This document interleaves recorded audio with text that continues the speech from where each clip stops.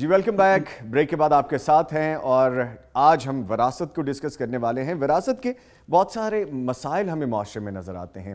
Law کی implementation کے حوالے سے ہو، اگر ہم اپنے مذہب اور دین کے حوالے سے بات کریں، ہماری جو روایات چل رہی ہیں اور جو غلط روایات ہیں ان کا ہم اعادہ کرنے کی کوشش کریں گے اپنے اس چھوٹے سے ٹائم سپین میں جتنا بھی ممکن ہو سکے.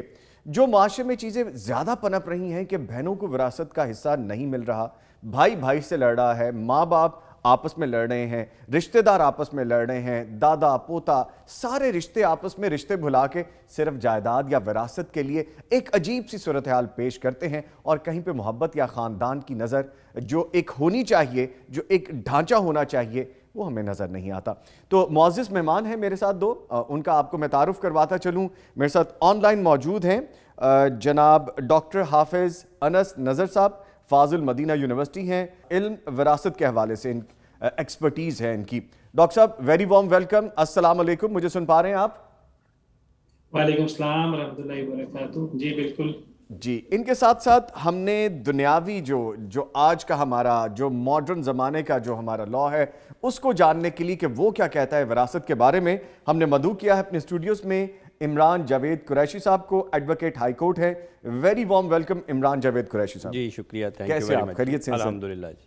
ٹھیک ہے سر. آپ کو جیسے کہ پتہ ہے کہ وراثت کے حوالے سے بہت سارے کیسز آپ کورٹ میں بھی دیکھتے ہیں، آپ کو بہت ساری چیزیں معاشرے میں سننے میں بھی ملتی ہیں، اس پہ ہی ہم گفتگو کریں گے. سب سے پہلے ہم چلیں گے ڈاکٹر صاحب کی جانب، پھر ہم اسٹوڈیوز میں بھی اس پہ گفتگو کریں گے. ڈاکٹر صاحب اسلام میں وراثت کی اہمیت کے بارے میں سب سے پہلے ہمیں کچھ بتائیے تاکہ ہم سیکھ تو سکیں کہ وراثت اسلام میں کس طرح سے ہے اور اس کو ہم کس طرح سے سمجھ سکتے ہیں. پھر دنیاوی علوم کے حوالے سے بعد میں ذکر کریں گے. بسم اللہ الرحمن الرحیم.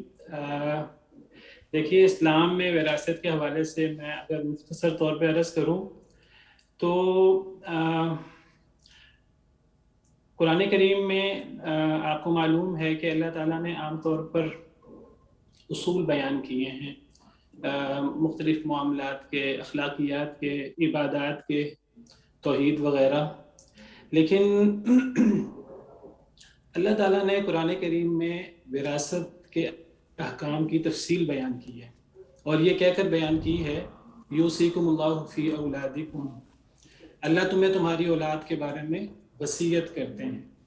وصیت کا جو لفظ ہے اس کا مطلب ہے کہ کوئی بہت ہی اہم اور خاص نصیحت. عام طور پر لاسٹ ول جو آخری خواہش ہوتی ہے کسی کی فوت ہونے والے کی، اس کو وصیت کہا جاتا ہے. تو قرآن کریم میں اللہ تعالیٰ اس کو وصیت کے لفظ کے ساتھ بیان فرماتے ہیں، اور اللہ تعالیٰ فرماتے ہیں کہ اللہ تعالیٰ تمہیں اس کے بارے میں خاص نصیحت کرتے ہیں. اور پھر اللہ تعالیٰ اس کو تفصیل کے ساتھ وراثت کو قرآن کریم میں بیان فرماتے ہیں. اور تقریباً وراثت کا 70-80% حصہ، بلکہ اس سے بھی زیادہ، قرآن کریم میں اللہ نے تفصیل کے ساتھ بیان کیا ہے. ہم دیکھیں کہ نماز، روزہ، زکوٰۃ، دیگر تفصیلات وہ قرآن کریم میں اتنی وضاحت کے ساتھ، ڈیٹیل کے ساتھ موجود نہیں ہیں جتنی ڈیٹیل کے ساتھ، جتنی وضاحت کے ساتھ وراثت کے احکامات اللہ تعالیٰ نے قرآن کریم میں بیان کیے ہیں. اس سے وراثت کی اہمیت کا اندازہ ہوتا ہے. سورہ نساء کی آیت نمبر 11، 12 اور پھر سورہ نساء کی آخری آیت کریمہ 176، ان 3 آیات میں اللہ تعالیٰ نے وراثت کے احکامات کی تفصیل بیان کی ہے. اور اللہ تعالیٰ وراثت کے احکام بیان کر کے فرماتے ہیں تلک حدود اللہ، یہ اللہ کی حدیں ہیں. اور پھر اللہ تعالیٰ فرماتے ہیں جو ان حدوں میں اللہ تعالیٰ کی اور اللہ کے نبی صلی اللہ علیہ وسلم کی اطاعت کرے تو اللہ تعالیٰ اسے جنت میں داخل کریں گے، اور یہ بہت بڑی کامیابی ہے. اور جو ان حدوں میں اللہ تعالیٰ کی، نبی کریم صلی اللہ علیہ وسلم کی مخالفت کرے، ان حدوں کو کراس کرے، تو اس شخص کے لیے جہنم ہے. اور یہاں میں پوائنٹ آؤٹ کروں گا کہ یہاں اللہ تعالیٰ نے جہنم کا ذکر فرمایا ہے، اور جہنم کے ساتھ ہمیشگی کی جہنم کا ذکر فرمایا. وَمَن يَعْصِ اللَّهَ وَرَسُولَهُ وَيَتَعَدَّ حُدُودَهُ يُدْخِلْهُ نَارًا خَالِدًا فِيهَا. قتل عمد کے ساتھ یہ وراثت ایک ایسا جرم ہے جس پر ہمیشگی کی جہنم کی وعید ہے، جس سے اس کی اور اس کی اللہ کے حکم کے مطابق تقسیم کی اہمیت کا اندازہ ہوتا ہے. یعنی ڈاکٹر صاحب بڑی شدید گرفت فرمائی گئی ہے ایسے شخص کے بارے میں یا ایسے لوگوں کے بارے میں جو وراثت جن کا حق ہے ان کو نہیں پہنچاتے، اور یہ بڑا سخت جملہ جیسے آپ نے بتایا کہ ہمیش کی ہے دوزخ میں جہنم میں، پھر بھی ہم لوگ باز نہیں آتے۔ بالکل ایسی بات ہے، اور آپ دیکھیے کہ نبی کریم صلی اللہ علیہ وسلم کا اس بارے میں فرمان ہے، آپ نے فرمایا کہ کوئی شخص اگر بالشت برابر کسی کی زمین ہو، کسی کی جگہ ہو، وہ وراثت کا مسئلہ ہو یا کوئی اور، بالشت برابر جگہ کسی کی ہتھیار لینا جائز طریقے سے، صحیح حدیث مبارکہ ہے، آپ نے فرمایا کہ قیامت کے دن 7 زمینیں اس کے گلے میں توق بنا کے ڈال دی جائیں۔ اللہ اکبر، اللہ تو اکبر، بہت اہمیت والا معاملہ ہے۔ ٹھیک ہے ٹھیک ہے ڈاکٹر صاحب، اس پہ مزید بھی گفتگو کریں گے۔ قریشی صاحب بڑے انہماک سے ہماری گفتگو سن رہے ہیں، اور یقیناً ان کو بھی اس وقت ہو رہا ہوگا کہ میں بھی اس کے بارے میں اپنی ایکسپرٹیز دوں۔ سر، وراثت کی تقسیم اور خصوصاً جب بیٹے بیٹیوں کا ہم ذکر کرتے ہیں، بہنوں کا ذکر کرتے ہیں، تو حصہ دینے کے لیے پاکستان میں کون سی قانون سازی کی گئی ہے؟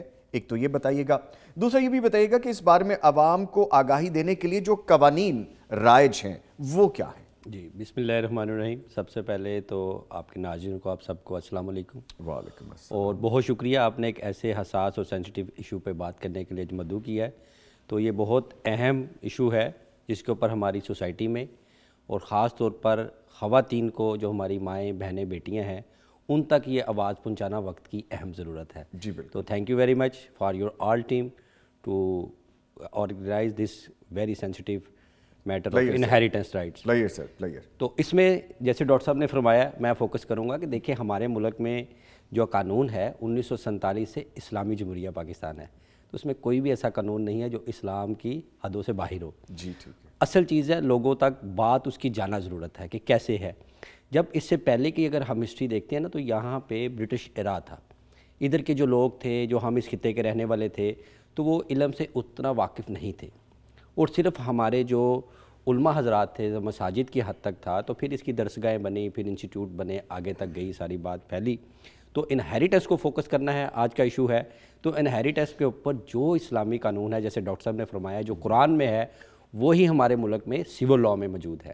اس کے اوپر بہت سی لیجسلیشن ہے، بہت سے قوانین ہیں، وہ میں آپ کو اس کے بتا دوں گا، مگر پہلے فوکس یہ کریں انہیریٹنس ہے کیا، وراثت کیا ہے۔ جی جی جی۔ تو وراثت کے لفظ سے یہ شروع ہوتا ہے کہ ورثہ، ایک شخص جو مرتا ہے، جو فوت ہوتا ہے، جو اس عارضی دنیا سے جاتا ہے، تو اس کے ورثہ کے بارے میں احکامات وہ کیا ہیں؟ آگے آتا ہے پراپرٹی، اس کی چیزیں۔ Property are also divided into 2 kinds، movable property and immovable property. اب اس میں کیا ہے؟ موویبل پراپرٹی میں، جسے ہم اردو زبان میں ناظرین کے لیے کہ منقولہ جائیداد اور غیر منقولہ جائیداد۔ ایک شخص فوت ہوا، then the inheritance starts among the legal heirs of that person who was deceased۔ اب اس کے مرنے والے کے جو ورثہ ہیں وہ کون کون ہیں، کون حصہ لے سکتا ہے، کون نہیں لے سکتا، اور مرنے والے کی پراپرٹی کیا تھی؟ ایک ہے منقولہ جائیداد، ایک ہے غیر منقولہ جائیداد۔ موویبل پراپرٹی میں آ جاتا ہے اس مرنے والے کا بینک بیلنس تھا، کیش تھا، گولڈ تھا، anything which was may be move from one place to other place, this is called movable property, منقولہ جائیداد۔ یا گاڑیاں ہو سکتی ہیں، گاڑیاں ہو سکتی ہیں، بالکل ایسے شیئرز ہو سکتے ہیں، کچھ بھی اس کی انویسٹمنٹ ہو سکتی ہے۔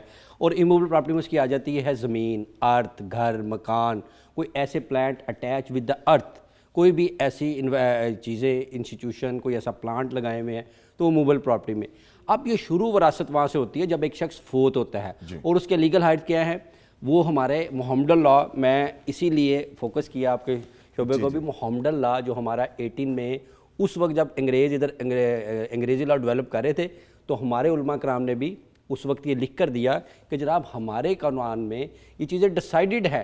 تو انہوں نے کہا، اس وقت کے جو برٹش تھے انہوں نے کہا جی آپ اپنا لائیں، ہم اس کے مطابق لیجسلیشن کر دیتے ہیں۔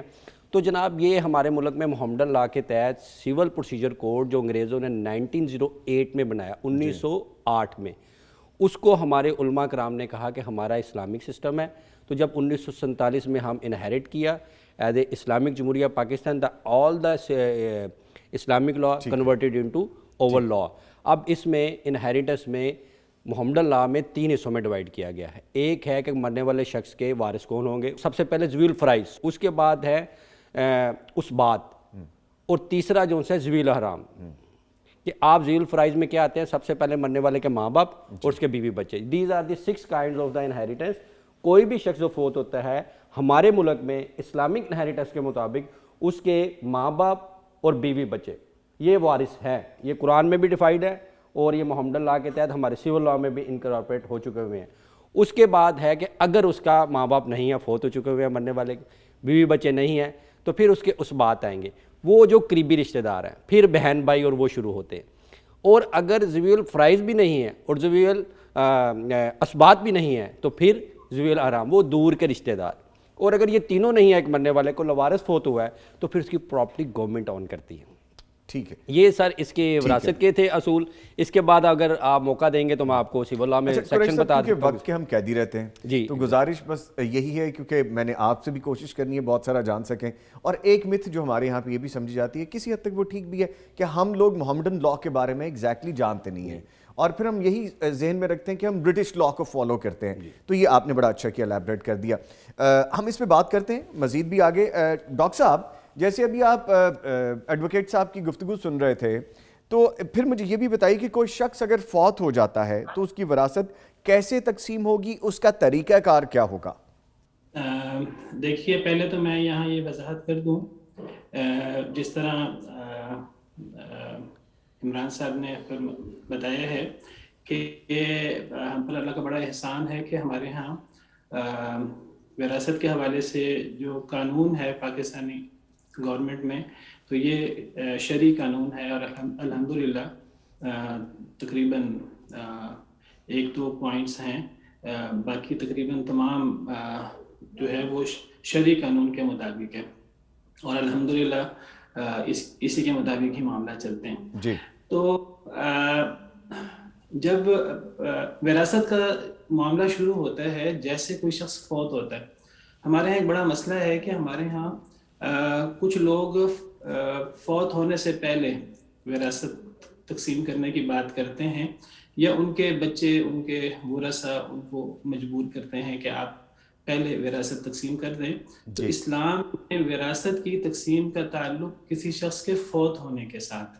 قرآن کریم کا اگر ہم مطالعہ کریں تو اللہ تعالیٰ قرآن کریم میں وراثت کے جتنے احکامات بیان فرماتے ہیں تو وہاں جگہ جگہ ما ترک للرجال نصیب مما ترک الوالدان والاقربون وللنساء نصیب مما ترک الوالدان والاقربون، جگہ جگہ ما ترک کے الفاظ آتے ہیں.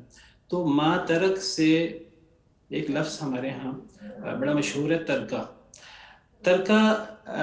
یہ وہ اہم چیز ہے، مالیت والی چیز ہے جو کوئی شخص چھوڑ کر فوت ہوتا ہے. اگر ایک شخص کے پاس اپنی زندگی میں کافی بڑی جائیداد ہے، کافی زیادہ اللہ نے اس پر کرم کیا ہوا ہے، مال و دولت ہے، وہ ساری صورتیں جو محترم وکیل صاحب نے بیان فرمائی، تو جو بھی مال ہے اگر وہ اپنی زندگی میں انسان کے پاس مال ہے اس کو ترکہ نہیں کہیں گے. ترکہ وہ تب ہوگا جب کوئی شخص فوت ہوگا اور فوت ہو کر اس کو چھوڑے گا. تو وراثت کا تعلق فوت ہونے کے بعد ہے. یہ ایک بہت بڑا ہمارے ہاں مسئلہ ہے، بعض لوگ زندگی میں وراثت تقسیم کر دیتے ہیں. جی. اب جیسے کوئی شخص فوت ہو، اب ہمیں کیا کرنا ہے؟ ہمیں فوراً وراثت تقسیم کر دینی ہے یا ہمیں اس سے پہلے کچھ چیزیں دیکھنی؟ ویری ٹیکنیکل سر، بہت ٹیکنیکل بات کی ہے بھی آپ نے، پلیز. جی. تو اس حوالے سے قرآن کریم کا مطالعہ کریں، احادیث مبارکہ دیکھیں. تو سب سے پہلے قرآن کریم فوکس کرتا ہے قرض پر اور پھر وصیت پر، کہ تقسیم وراثت سے پہلے ہم نے یہ دیکھنا ہے کہ جو فوت ہونے والا ہے اس پر کسی کا قرض تو نہیں ہے، اور اگر قرض نہیں ہے تو اس نے کوئی وصیت تو نہیں کی.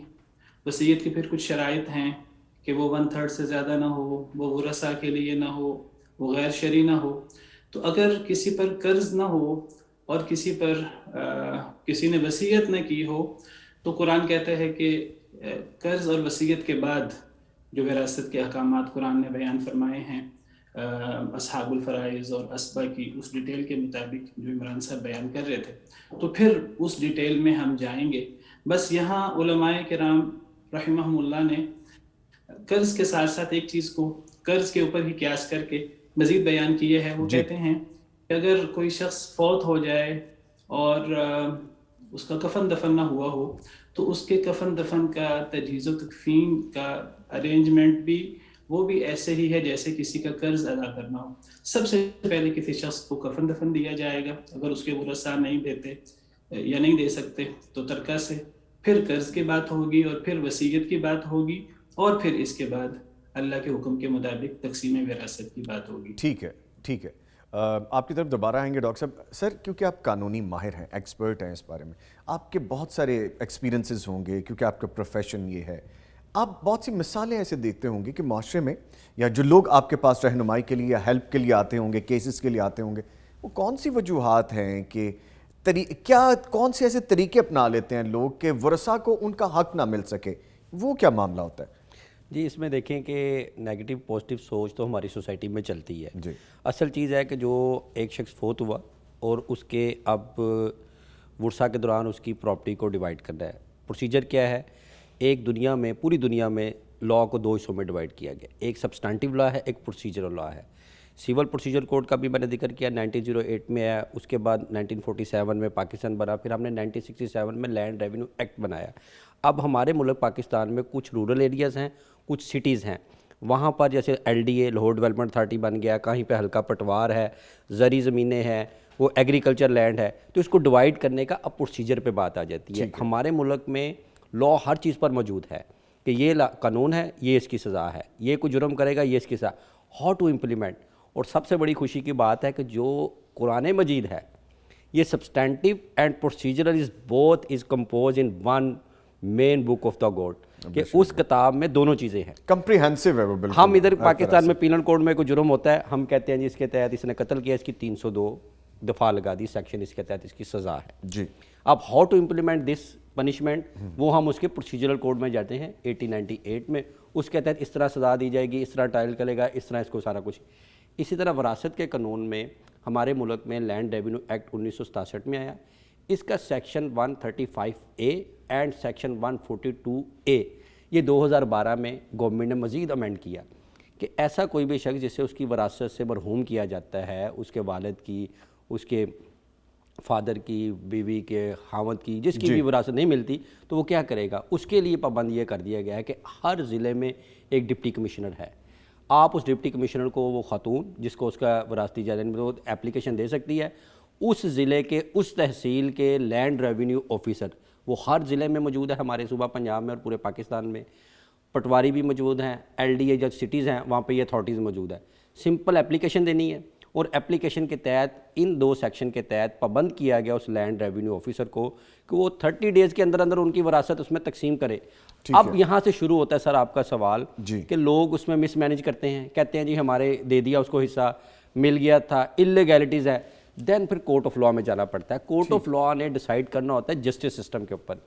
آپ ایک ہیں، ایک میں ہوں، اب دونوں کے درمیان کنٹروورسی ہوگی، کنٹروورسی کو پروف کرنا ہے کورٹ نے. اب لوگ ایسی ایسی چیزیں نکال کے لے آتے ہیں، جعلی ڈاکومنٹ بنا کے لے آتے ہیں کچھ، اس کی تو کورٹ کو پھر مشکل یہ آتی ہے کہ وہ انصاف کرے، وہ آپ کی بھی بات پوری سنیں، میری بھی بات سنیں. دین that takes time in the court of law to prove anything is this legal or is this illegal. Therefore inheritance میں لوگ جیسی چیزیں بنا کر لاتے ہیں اس میں ڈیلیز ہوتا ہے، مگر اس میں اس پریزنٹ گورنمنٹ نے بہت ہی اچھا کام کیا ہے.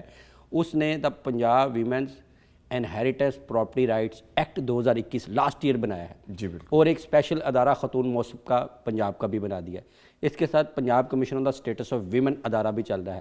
کسی خاتون کو، میں آپ کی اس وراثت کے ایشو کے اوپر یہ پیغام دینا چاہوں گا، پورے پنجاب میں کسی خاتون کو وراثت کے علاوہ کسی بھی ایشو کے اوپر کوئی معلومات لینی ہے، رہنمائی لینی ہے، وہ 1043 گورنمنٹ کی ایک ہیلپ لائن ہے، 1043 ہیلپ لائن ہے. اس کے اوپر کال کریں، انہیں ایویڈنس بھی ملے گی، گائیڈ لائنس بھی ملے گی، لیگل ایڈوائس بھی ملے گی، اور اگر ان کی کمپلینٹ ہے تو وہ بھی ہوگی، اور خاتون موصفہ کے ساتھ ان کا لنک بھی کروا دیا جائے گا. اور اس کے ساتھ ساتھ جو ڈپٹی کمشنر کا یا کسی بھی ایشو کا ہے یا پولیس کا میٹر، اس سے بھی لنک کروائی. یہ خواتین کی ہیلپ لائن ہے.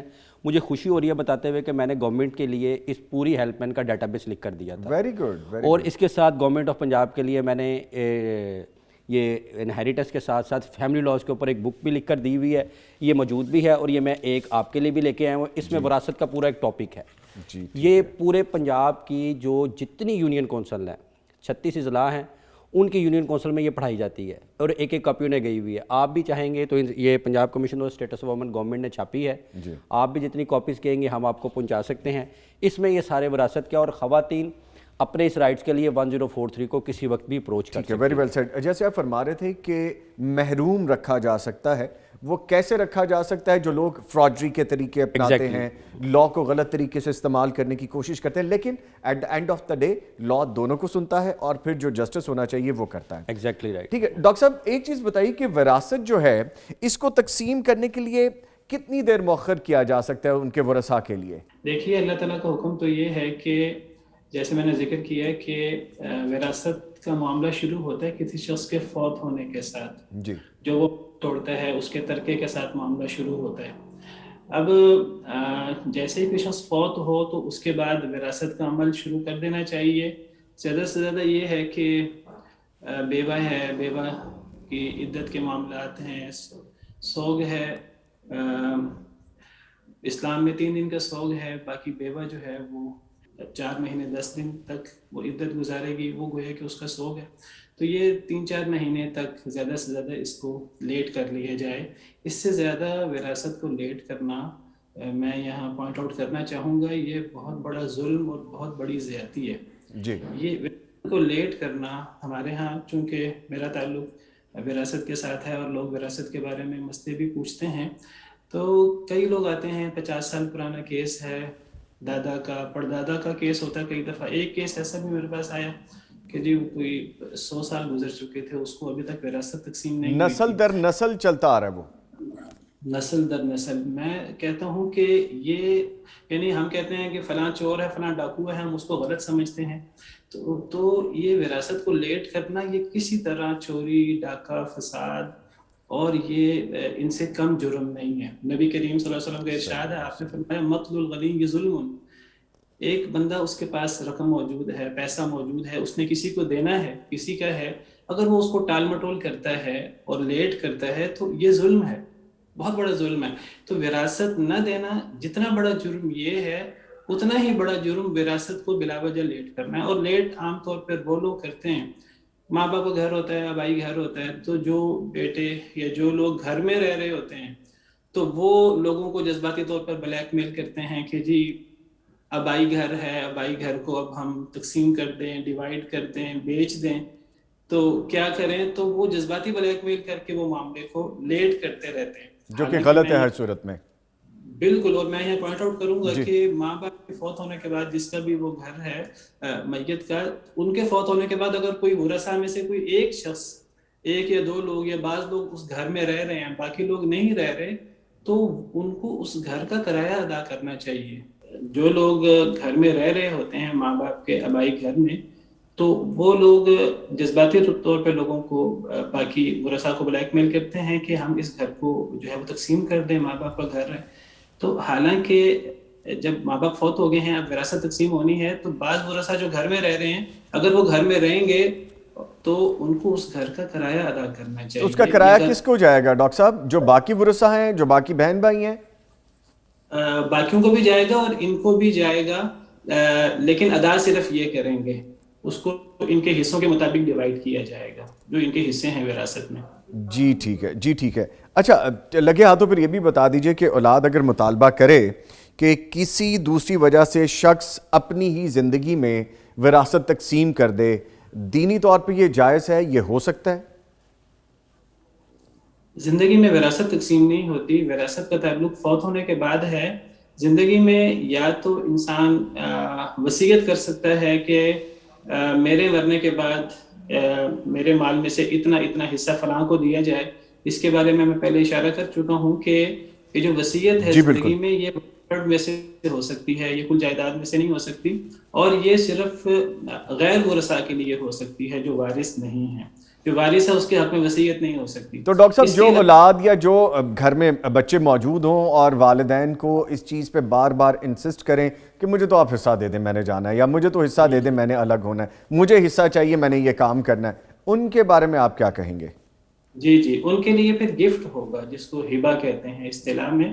لیکن وہ گفٹ کے احکام ہیں کہ اولاد کو اگر گفٹ کرنا ہے اولاد کو تو پھر ان میں برابری کرنی ہوگی لڑکا لڑکی میں. اس میں وہ وراثت والا اصول نہیں چلے گا کہ لڑکوں کو ڈبل اور لڑکیوں کو سنگل.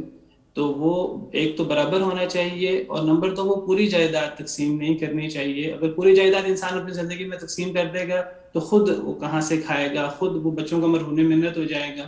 تو جس طرح انسان پوری جائیداد اپنی صدقہ نہیں کر سکتا, اس طرح پوری جائیداد وہ گفٹ بھی نہیں کر سکتا. نہیں ڈاکٹر صاحب ذرا الیبریٹ کیجیے گا, آپ نے کہا کہ گفٹ ہو جائے گا اور گفٹ میں حصہ پھر سب کا ایک جیسا ہوگا, ایک تو یہ چیز. دوسری پھر یہ بھی بیان کیجیے گا ذرا واضح طور پہ, ذرا دیکھنے سننے والوں کو سمجھ لگ جائے.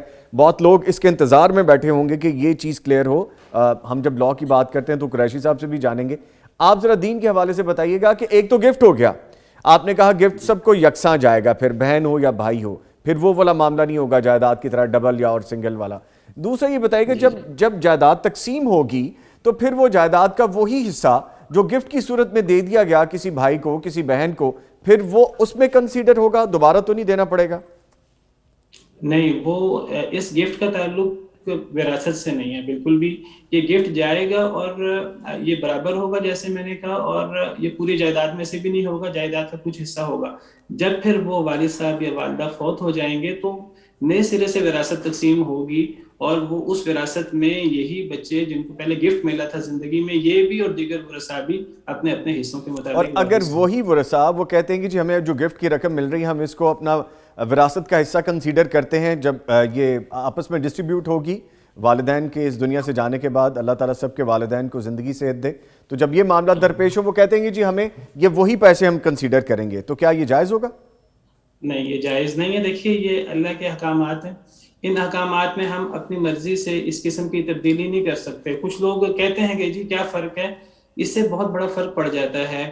اگر زندگی میں وراثت تقسیم ہو جائے تو اصل میں وراثت کا تعلق جیسے میں نے کہا مرنے کے ساتھ. جی اگر ایک 4 بچے ہیں, وہ چاروں بچوں میں وراثت کی طرح زندگی میں تقسیم کر دے, اگر اس آدمی کے فوت ہونے سے پہلے ایک بچہ فوت ہو جاتا ہے تو وراثت تو پوری چینج ہو گئی نا.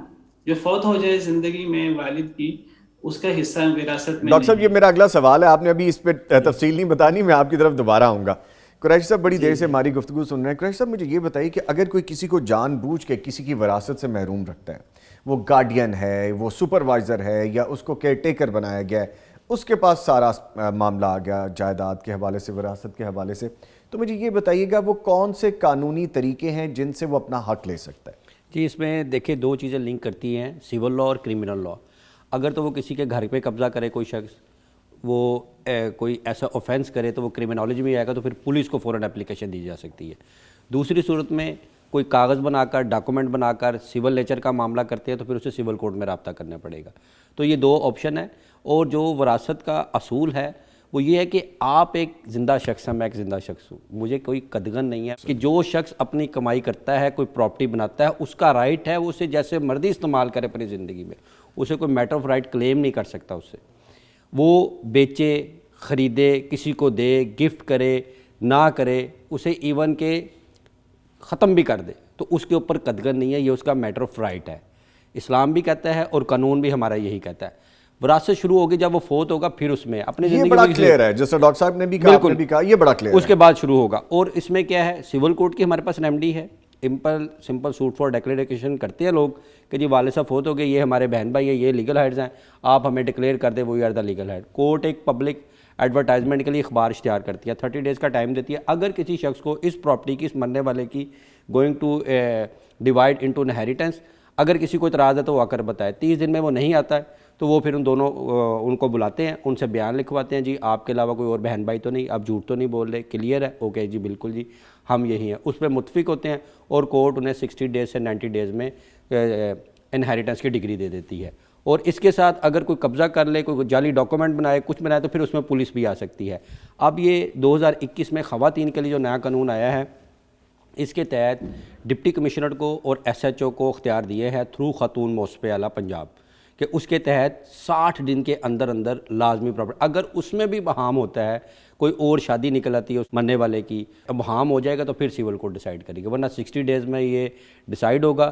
SHO اور ڈپٹی کمشنر اس ضلع کے 7 دن کے اندر رپورٹ کرنے کے بعد خواتین کے لیے. جیسے آپ کہہ رہے ہیں کہ 60 days میں سارا کمپلیٹ ہو جائے گا, ہمارے یہاں تو سر 60 years میں لوگ, ابھی جس طرح ڈاکٹر صاحب کہہ رہے تھے 100 years 100 سال نسل در نسل، ایک تو قانون کا یہ لیک نظر آتا ہے یہاں پہ، یہ بھی ایک ڈائلما ہے، اس پہ ایک علیحدہ سے پروگرام بھی ہو سکتا ہے. کم ٹو دا پوائنٹ، ہم ابھی بات کر رہے تھے نکاح کے حوالے سے بھی، کوئی ایسی شرائط بھی ہیں کہ نکاح میں ہی لکھ دیا جائے کہ جائیداد اس کو ملے گی میری وائف کو یا اس کے بچوں کو، وہ کیا سلسلے ہیں وہ بھی بتائیے. 1961 میں ہمارے ملک میں نکاح نامہ کو پہلی دفعہ رائٹنگ شیپ میں لے کے آئے. اس سے پہلے یہ بھی ہے اسلام میں کہ آپ 2 وٹنس لے کر وربل بھی کسی سے نکاح کر سکتے ہیں، مگر 1961 سے اس وقت کے جو پریزیڈنٹ تھے فیلڈ مارشل ایوب خان، انہوں نے سارے فرقوں والوں کو بلایا کہ ایک قانون بناؤ.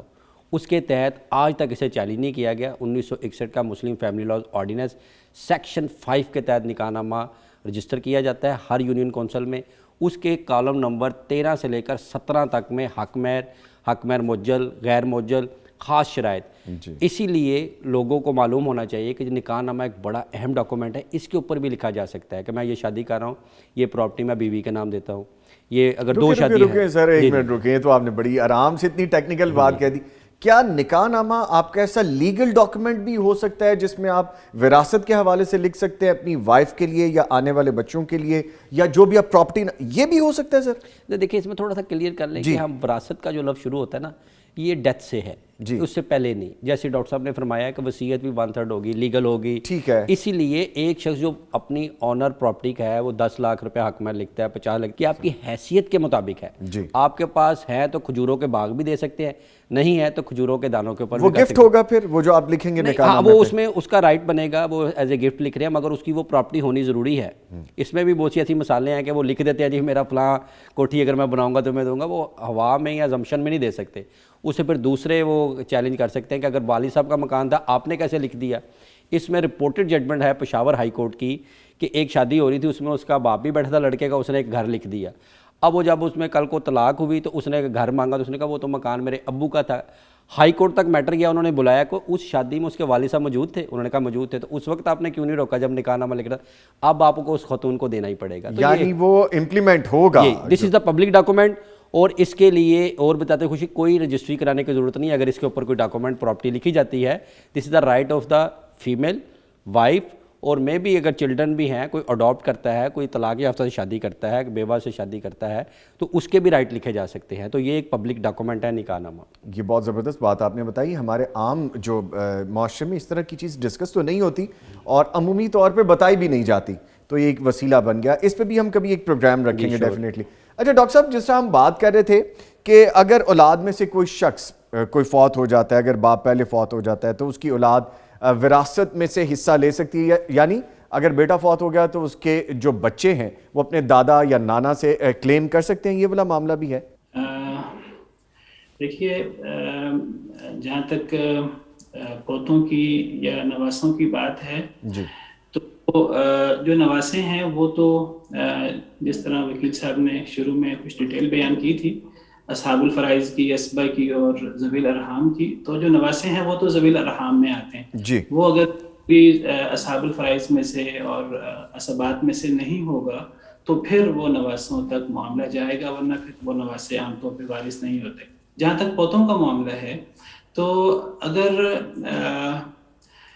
بیٹا موجود نہ ہو، ایک بیٹا یا زیادہ بیٹے، تو پوتے وارث ہوتے ہیں. اسی طرح اگر بیٹیاں موجود ہوں پھر بھی پوتے وارث ہوتے ہیں. لیکن اگر پوتوں کے ساتھ بیٹے آ جائیں، چاہے وہ ان کا اپنے والد فوت ہوئے ہیں، تو ان پوتوں کے چچا یا تایا موجود ہیں، تو قرآن کریم اور احادیث مبارکہ کی روشنی میں یہ بات بالکل کلیئر ہے کہ بیٹوں کی موجودگی میں، زیادہ بیٹے ہوں یا ایک بیٹا ہو، اس صورت میں پوتے وارث نہیں ہو سکتے. نبی کریم صلی اللہ علیہ وسلم کا ارشاد ہے، صحیح بخاری صحیح مسلم کی مشہور حدیث ہے، آپ نے فرمایا الحق الفرائض باہلھا فما بقی فلاولی رجل ذکر. سب سے پہلے اصحاب الفرائض کو ان کے حصے دے دو، جو بچ جائے وہ سب سے قریبی مرد رشتہ دار کے. تو پوتے وارث ہو سکتے ہیں اگر بیٹے موجود نہ ہوں. بیٹیاں موجود ہوں پھر بھی پوتے وارث ہو سکتے ہیں. اولاد کوئی بھی نہ ہو پھر بھی پوتے وارث ہو سکتے ہیں. لیکن اگر بیٹے ہوں یا ایک بیٹا ہو پھر شرعی طور پر پوتے وارث نہیں ہوں گے. اچھا، یعنی کہ اگر یکسر بیٹے موجود ہی نہ ہوں پھر پوتے وارث ہوں گے، اور اگر بیٹوں میں سے کوئی ایک تایا، چچا یا کوئی بیٹا موجود ہے تو پھر نہیں ہوں گے، پھر وارث نہیں ہوں گے، پھر وارث. جی ٹھیک ہے. اچھا قریشی صاحب مجھے یہ بتائیے گا کہ ہمارے یہاں پہ جیسے ہم لا کے بارے میں بات کرتے ہیں، آپ نے ماشاءاللہ یونیفارم بھی پہنا ہے، تو وہ اس کو بلیک سے بڑی تشبیہ دی جاتی ہے کہ ہمارے یہاں پہ لا کی امپلیمنٹیشن بہت ڈیلے ہے، لوگ اپنی زندگیوں سے گزر جاتے ہیں، نسل در نسل چلے جاتے ہیں، معاملات بہت ڈیلے جسٹس ملتا ہے اور سم ٹائمز ملتا بھی نہیں ہے. تو اس کو کیسے ٹھیک کیا جا سکتا ہے؟ اس کی وجوہات کیا ہے؟ کیونکہ آپ تو ماشاءاللہ ڈیلی انہی معاملات کو دیکھتے ہیں. جی دیکھیں، وقت کے ساتھ چیزیں بہت اپڈیٹ ہوئی ہیں اور اس میں ڈیجیٹل دور ہے اور آپ کا ہر چیز اب آن لائن ہو رہی ہے. تو یہ پرانا موقف ہو گیا ہے کہ جی ڈیلیز ہوتی ہیں جی وہ ٹیکنیکلٹیز ڈیلے ہوتی ہے، جو سمپل میٹر ہے وہ روز کے روز ڈیسائیڈ ہو رہے ہیں اور ہائی لائٹ وہی چیز ہوتی ہے، کورٹ کے اوپر برڈن آتا ہے کہ یہ ہے. اس میں دیکھیں کہ اتنے زیادہ ڈپارٹمنٹ بن گئے، کورٹس تو وہی ہیں، ججز انتہائی کم ہیں اور ان کے اوپر ایک جج کے پاس اگر 150 کیسز لگے ہوئے ہیں تو how is possible to decide the all cases in one day. Load بہت زیادہ ہے، لوڈ اس کے لیے بڑھانے کی ضرورت ہے کورٹس کو، اور ساتھ ساتھ لوگوں کو اویئر کرنے کی ضرورت ہے کہ ارسپانسبل یا ارریلیونٹ لٹیگیشن کو لے کر کورٹ میں نہیں آنا چاہیے. اس کے لیے آپ کی محلہ کی پنچایت سسٹم، نمبرداری سسٹم اور وہ یونین کونسل کا سیٹ اپ وہ بہت اچھا ہوتا ہے کہ بہت سی چیزیں وہیں پہ ڈیسائیڈ ہو جاتی ہیں. کورٹ میں صرف کنٹراورشل پوائنٹ آتے ہیں. باقی یہ ہے کہ آپ کی بات ٹھیک ہے کہ لوگ اسے مس یوز بھی کرتے ہیں کورٹ کو اور غلط ڈاکومنٹس بنا کر لے آتے ہیں. اسی طرح میں ایک ریسرچ پڑھ رہا تھا کہ سندھ والی سائڈ پہ یہ ہے کہ وہ خواتین کو کہتے ہیں آپ تو بڑی نیک ہے، آپ کو کیا ضرورت ہے پراپرٹی لینے کی، شادی کرنے کی، تاکہ وہ جائیداد تقسیم نہ ہو، اس کی قرآن سے شادی کر دیتے ہیں اور اس کی اسی طرح کر کے سب سے خاتون رابعہ بصری کا یا اس طرح کا لیبل لگا کر انہیں حصہ ہی نہیں دیتے، پھر اس طرح کی چیزیں بنا کر رکھ لیتے ہیں. تو اس لیے یہ چیزیں منفی ٹیکٹرز چلتے ہیں، یہ ڈیلیز کرتے ہیں. کورٹ کی کوشش ہوتی ہے کہ جتنی جلدی کیس ڈیسائیڈ ہو جائے اور وہ جلدی سے جلدی ڈسپوز آف کرنے کی کوشش کرتے ہیں. تو اس کے لیے سجیشن یہی ہے آپ کے پروگرام کی وساطت سے، لوگوں میں اویئرنیس آنی چاہیے، ایسے پروگرامز ہونے چاہیے اور اس کو اسٹیٹ رسپانسبلٹی لینی چاہیے. جیسے آپ نے بلیک یونیفارم کا کہا، this is the responsibility of the state, کہ اب اس میں مجھے پتہ ہے کہ اگر میں نے بڑا وکیل کرنا ہے تو میں نے اگر قتل بھی کیا تو یہ مجھے بچا لے گا. یہ کنسیپٹ چینج کرنا چاہیے. اسٹیٹ کی رسپانسبلٹی ہونی چاہیے کہ اس میں ہمیں سائل سے فیس نہ لینی پڑے، ہمیں اسٹیٹ اسے جیسے دوسرے ڈپارٹمنٹ ہیں وہ اون کریں اور اس میں کورٹ آف لا میں صرف حق کے لیے بات کرتی. مجھے پھر ایک جاتے جاتے میسج بھی دیتے جائیے ہمارے دیکھنے والوں کو. یہ بتائیے کہ جب آپ فی سبیل اللہ کی بات کرتے ہیں، عوام کی بھلائی کی بات کرتے ہیں، آپ بھی کبھی بغیر فیس کے لڑ لیتے ہیں یا آپ کسی کا کیس ایسے لے لیتے ہیں؟ کچھ کار خیر میں حصہ ڈال رہے ہیں کہ نہیں آپ بھی؟ جی الحمدللہ، یہ تو اپنی اپنی نیکی ہے اور اللہ کا شکر ہے 1998 سے میں رائٹس اینڈ لا کے لیے کوشش کر رہا ہوں اور بے شمار ایسے کیسز ہیں جس میں بہت خوشی ہوتی ہے اور اس رات کو ایک عجیب سا سکون اللہ تعالیٰ سے محسوس ہوتا ہے اگر کسی کی مدد کرے. اگر 1 منٹ میں سم اپ کر دوں گا.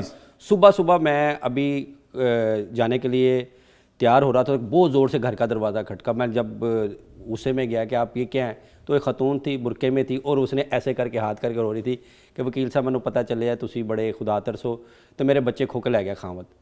تو مجھے ایک دفعہ غصہ بھی ہے کہ آپ اتنی جلدی آئیں، کورٹ میں آ جائیں، میرے آفس آ جائیں. تو ایک دم دل پس جا اور میں نے اسے کہا کہ بی بی آپ، میں نے اسے گراج میں بٹھایا، میں کہا بیٹھ جو بھی تیار ہو کے چلتے ہیں. اور میں جب ابھی تیار ہو کر آیا تو میں نے کہا دیکھا میں یہ گارڈین کیس کا چھوٹے سے پٹیشن کا نا 15,000 روپے لیتا ہوں، مگر آپ ہیں اب آ گئی ہیں تو میں آپ کو اللہ کی راہ کے لیے کر رہا ہوں، اور مگر یہ ہے کہ آئندہ سے آپ نے لڑائی جھگڑا نہیں کرنا. کورٹ میں گئے، کورٹ میں ابھی جا کے میں اس کی پٹیشن بنا رہا ہوں تو یقین کریں اللہ تعالیٰ کا نظام ایسا اچھا ہے. میں بیٹھ کے بنا رہا ہوں، ایک اور سائل ماں بیٹا آ رہے ہیں، انہوں نے کہا جی سیم وہی پٹیشن کرنی ہے. میں نے کہا جی 15,000 انہوں نے ٹیبل پہ رکھ دیا. تو میرے آنسو لٹرلی گر گئے کہ اگر میں 1.5 کروڑ بھی اس سے مانگتا نا تو اللہ تعالیٰ نے کہنا تھا تو انہیں نیکی کی تو تجھے ملے گا. بے شک. مگر یہ ہے کہ آپ کی پروگرام واسطے سے میرا نمبر رکھ سکتے ہیں، بتا سکتے ہیں کوئی ایسی خاتون اور مرد یا کوئی ایسا جوینائل بچہ یا ٹرانسجینڈر بھی، اب وہ ہمارے لا کا حصہ ہیں، ان کو رائٹس چاہیے تو انشاءاللہ کورٹ آف لا فری. ذرا ایک چھوٹے سے میسج میں بتا دیجئے تاکہ پھر ہم سم اپ کر دیں. جی ہم لاہور کی حد تک تو بالکل فری آف کاسٹ ان کا کیس کر دیں گے، اور باقی اضلاع میں بھی جو ہمارے دوست ہیں، ہماری پروفیشنل لائٹ سوسائٹی بنی ہوئی ہے تو ہم ان سے بھی ان کا. آپ سے کیسے کانٹیکٹ کیا جا سکتا ہے؟ آپ کس جگہ آپ کا آفس ہے؟ جی میرا ادھر لاہور انارکلی میں آفس ہے، لا چیمبر ہے، professional light society high court کے بالکل پاس. وہ ایڈریس وغیرہ آپ مینشن ہے آپ کے پاس تو آپ وہ کسی کو بھی سائل کو بھیج سکتے ہیں، فری آف کاسٹ کریں گے. اور یہ ہے کہ الحمدللہ ایسے نہیں ہے کہ ادھر بیٹھ کر کہہ گئے، اور اس میں یہ ہے کہ اسے رائٹس بھی لے کے دیں گے اور جتنا حد تک نیکی ہو سکی. اور وساطت پیغام ٹی وی ہم یہ پیغام آپ کا آگے بھی پہنچائیں. چلیں بہت شکریہ سر، پلیئر ہیونگ یو، بڑا مزہ ہے آپ سے بات کر کے. ہمارے ساتھ عمران جاوید قریشی صاحب ایڈوکیٹ لاہور ہائی کورٹ موجود رہے. ان کے ساتھ ساتھ ڈاکٹر حافظ انس نظر صاحب فاضل مدینہ یونیورسٹی، ماہر علم وراثت، یہ بھی ہمارے ساتھ آن لائن رہے. سر آپ کے بھی آنے کا ہمارے ساتھ لائن پہ بہت شکریہ. ہمیں اب بریک کی طرف جانا ہے. بریک سے پہلے ہم بات یہی آپ کو کہتے جائیں گے، وراثت کا معاملہ بڑا نازک ہے. آج کچھ چیزیں بڑی کلیئر ہوئی ہوں گی ہمارے دیکھنے سننے والوں کو، اور وسیلہ ہم بن گئے، ڈاکٹر صاحب بن گئے، قریشی صاحب بن گئے کہ آپ وراثت زندگی میں نہیں لے سکتے. اور ماں باپ کی زندگیوں کی خیروں کی دعا کیا کریں. آپ ان کی دعائیں لیں گے تو پھر وراثت کیا، ساری نعمتیں آپ کے پیروں میں آئیں گی. اور وہ میرے بہن بھائی جو اس طاق میں بیٹھے ہیں، طاق لفظ میں نے جان بوجھ کے استعمال کیا ہے کیونکہ اچھے زمرے میں یہ نہیں آتا کہ ان کی آنکھیں بند ہوں تو ہمیں مال و متاع ملے.